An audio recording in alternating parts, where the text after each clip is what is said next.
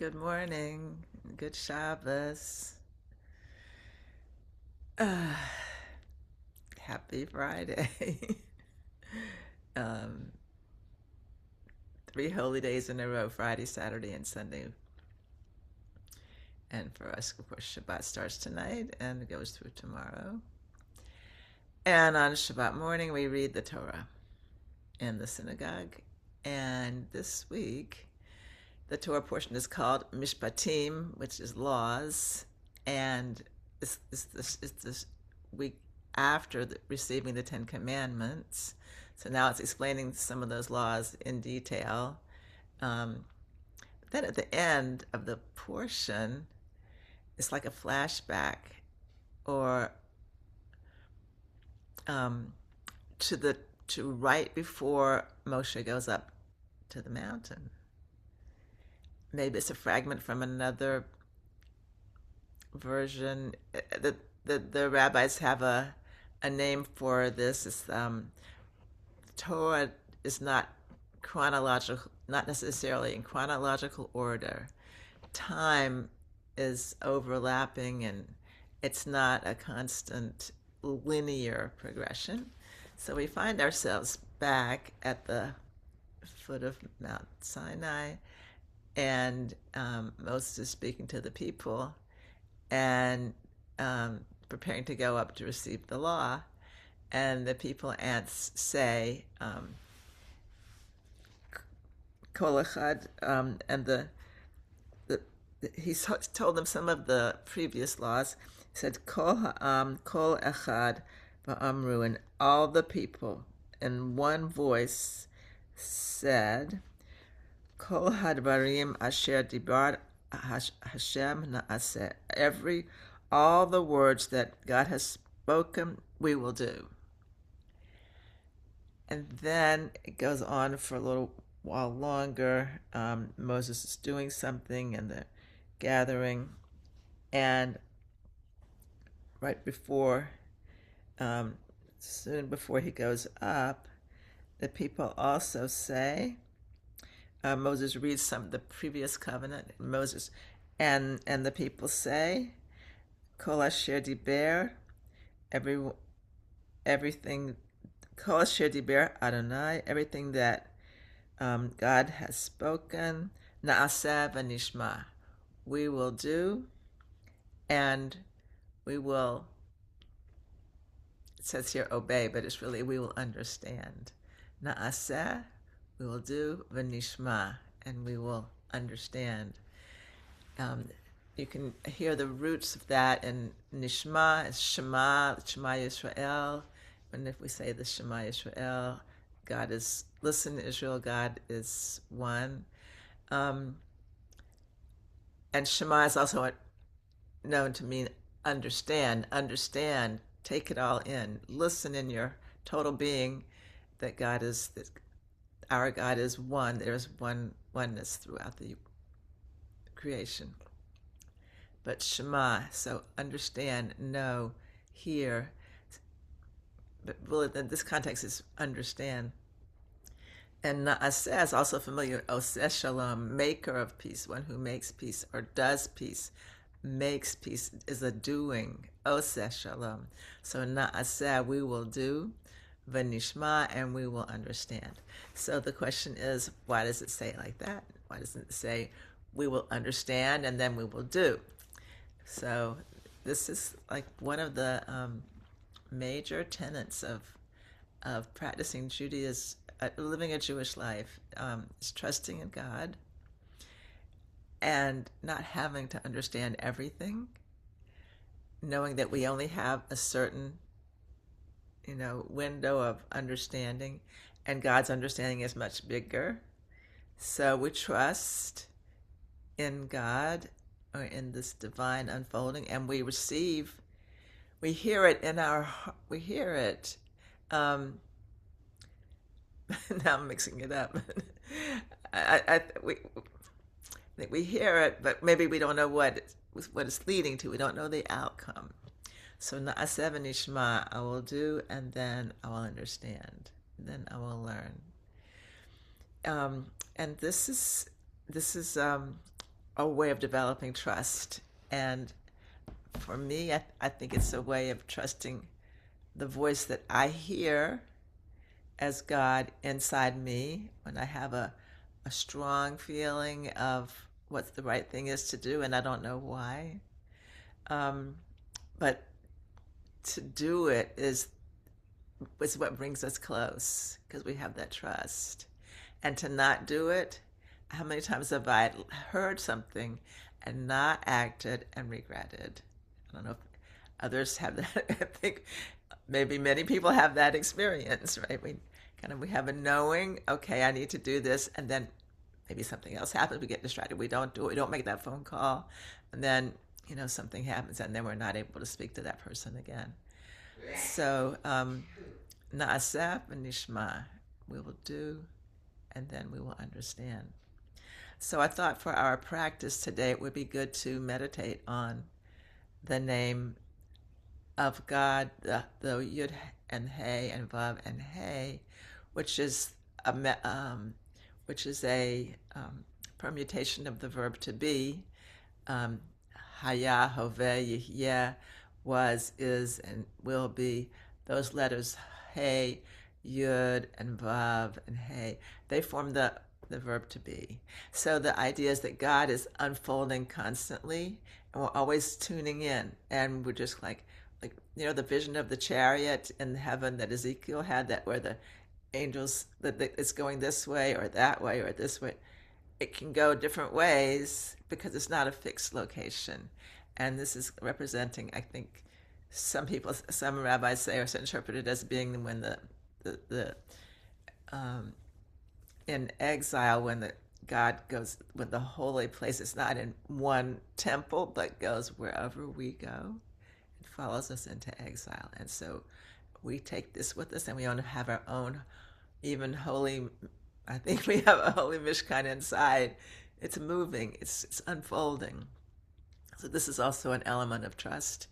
And that name, if we I don't want to say hold on to the name, but if we align with the name and the unfolding process, then we're evolving. You're not the same person you were yesterday or will be tomorrow. And even in the daily prayers, it says, "B'chol yom tamid ma'aseh b'reshit," and every day God renews creation again. So it's not, even creation itself is not static. It's alive. It's moving. It's vibrating. Okay, so I'm going to put in the chat the letters, each one individually, Yud and Hey, and Vav and Hey, because I don't want to write them out like a word, because we don't do that with the divine name on something like a computer. It can be in a book that is a holy book, and treat it that way. But I do have a chart right here, so I'll do that. But for the ones who are watching maybe later on the recording, the chat won't be there. So I want to show you here that there's Yud. It's just a little blip. That's Yud. It's like a comma or an apostrophe. And then Hey is here. This is Hey. It looks like a house, but it has a little opening right there. So there's an opening. See the opening in the Hey? So Yud and then Hey. And here's the Vav. And it's like a Yud, only it's going all the way down, going down. So Yud, Hey, Vav, Hey. And if you are familiar with the letters, it's much easier. And if you're not, then don't worry. Just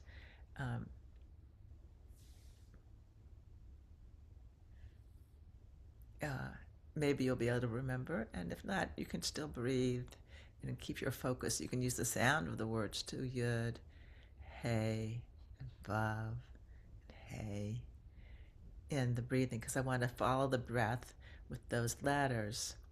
So you can picture the yud like the head, and the hey is like shoulders and the arms, and the vav is the torso, and the last hey is the hips and those legs. And meditate like a whole body meditation, like breathing in yud, out hey, and then breathing in vav, let it extend, and then out hey. You keep doing that yud in breath, hey, out breath, vav in breath, hey, out breath.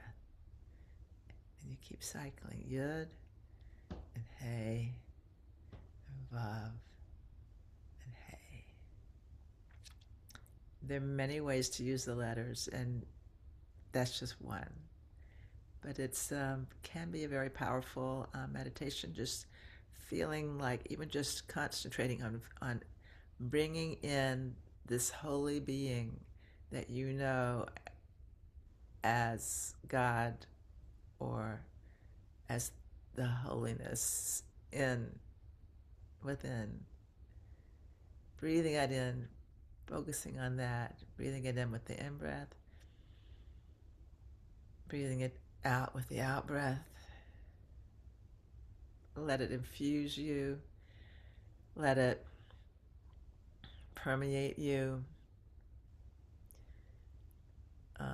Become one with this divine unfolding. And know that you can trust.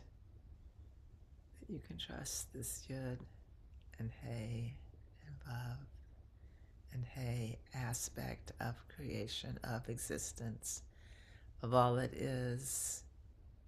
You are part of that. No separation.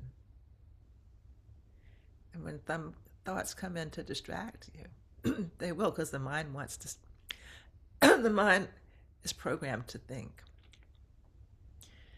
When you notice the thought, you just gently turn. Thank you. Maybe later, not right now, we'll have that thought and return to the yud in breath. Hey, out breath. Vav, in breath. And hey, out breath. I'll time us for 30 minutes. If you're watching the recording, you can pause it after I ring the bell.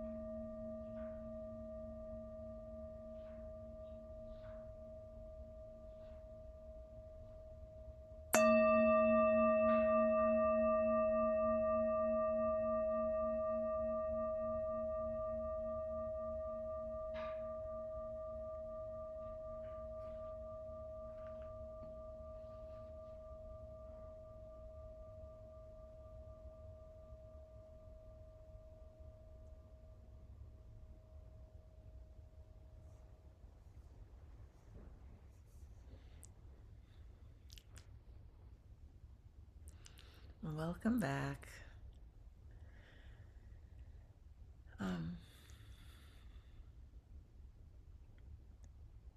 So I hope that was an interesting process, a helpful process. There are many ways to use those 4 letters.